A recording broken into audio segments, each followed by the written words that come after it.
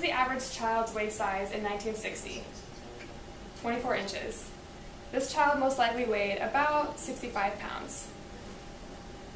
This is the average child's waist size today of a child that most likely weighs around 75 pounds.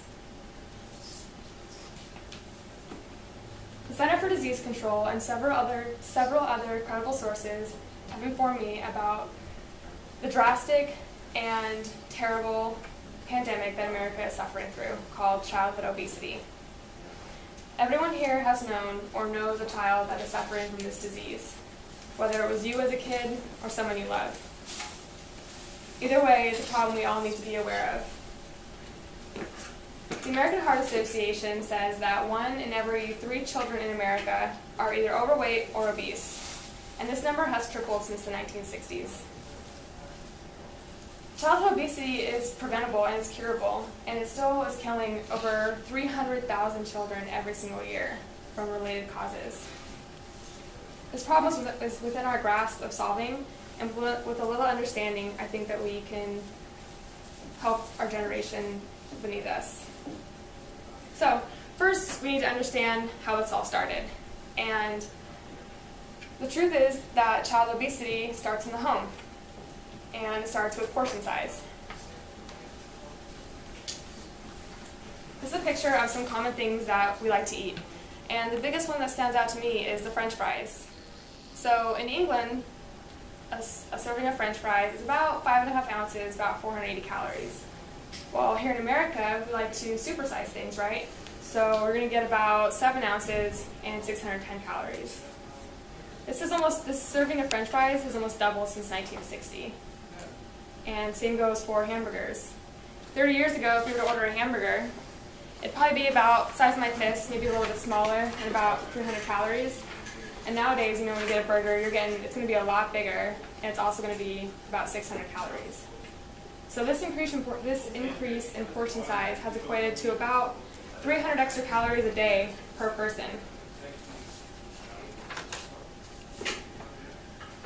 300 more calories a day equates to about 31 pounds per year. If you don't exercise, if you don't move, you're not working that off, you're going to gain that much more weight every year. And actually, America has the largest portion sizes than any other country in the world. And an uncle of mine went to Japan for a couple years, and when he got there, he was saying that he was always hungry because they weren't feeding him very much, and the portion sizes were just so small. And then he came back after a couple years, went to the same restaurant that he'd been going to for a long time, ordered the same meal that before he would finish, plus appetizers, and he couldn't even finish it. So that just goes to show that our bodies adapt to what we're eating, and when you eat what's put in front of you, your stomach will expand or shrink. And that's really what we're taught here in America, is to eat what is put in front of us, right? Clean your plate. So the United Dairy study published that 96% of restaurants in America exceed USDA recommendations for sodium, calories, and fat. So pretty much if you're going to go eat out, if you're taking your family to go eat out, you're going to be overfed. And it's not just the quantity of the food that we're eating and we're feeding our kids, it's also the quality. Less than 10% of children in the United States are getting their daily prescribed amounts of fruits and vegetables. And with that, the most commonly ingested vegetable is French fries. And the most commonly ingested fruit is fruit juice from concentrate.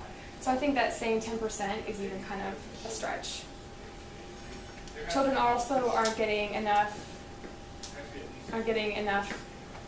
dairy or whole grains in their diet, but there's been an increase in soda, energy drinks, and also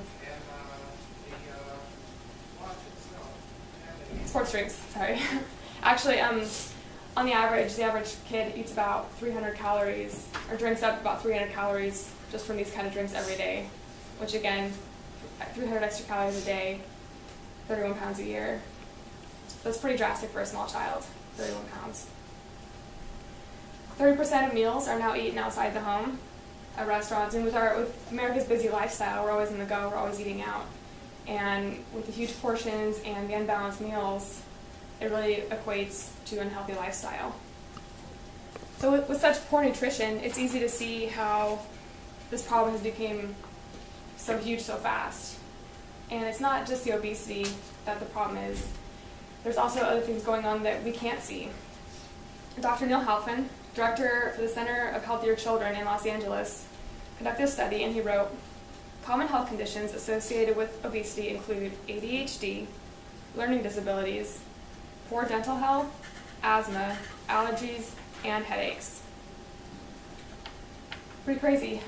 He also wrote in the same study that 11% of children who are obese are restricted in the amount of physical activity that they can do. So these types of restrictions and impairments on their physical activity are comparable to children with heart disease and cerebral palsy. It's pretty severe. To put in perspective, let's imagine for a second that we're 10 years old again. So you're a kid, you're happy, but this time imagine that you're maybe 50, 60 pounds overweight. You don't get picked for team sports, so you're not playing dodgeball at school. You're struggling in class because you're having a hard time focusing. It's just, a symptom of your obesity. Top it all off, you have these pounding headaches that you get all the time that make life almost unbearable. So with that, you just want to stay home all the time. You don't want to do anything. You become very reclusive, and you fall into a deep depression. And sadly, this is what happens to many children every single day in the United States.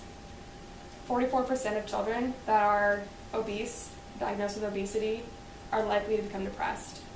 And when you become depressed, they have these feelings of failure because they can't lose the weight. They feel pressure from their parents and from other students, and they're having a hard time, and it just makes it harder, and it just turns into this vicious cycle of weight loss, weight gain, and depression. And that is why 80% of children that are obese grow up to be obese adults. Obesity is the #1 killer in the United States of preventable diseases. It kills more people every year than cigarettes. And what's sad is that it's very preventable. It's, like cigarettes, it's something that we can stop, and it's something that with healthy choices and, habit changing, we can cure. So by being conscious of what we're doing in our habits, we can make a conscious difference.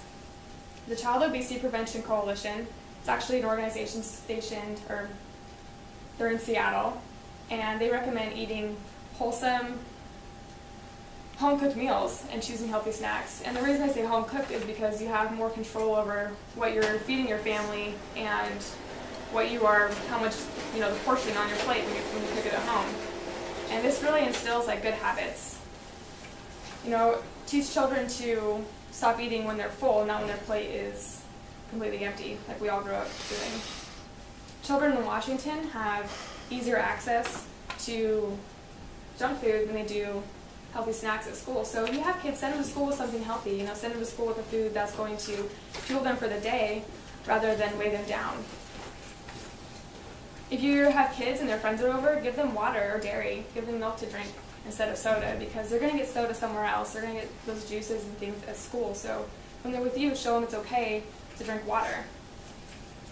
And most importantly, be the example.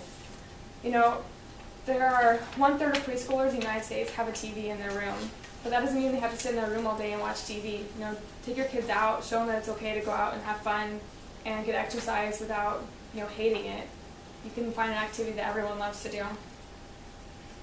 And everyone in this room may not have children, but this doesn't mean this is any less prevalent to you. Child obesity is a disease of epic proportions, and it's really threatening the livelihood of our country right now. The children that are affected will grow up to be obese adults, and unless we understand and fix the problem, the cycle's only going to get worse. Right now, the generation coming up is the first generation at risk of dying before their parents because of obesity. And I don't think any parent should have to bury their child because of obesity-related conditions, especially when it's preventable. Each child deserves to have a healthy and full life, and by making conscious choices, changing our portion sizes, and eating smarter, we all can make a difference in fighting obesity. Thank you.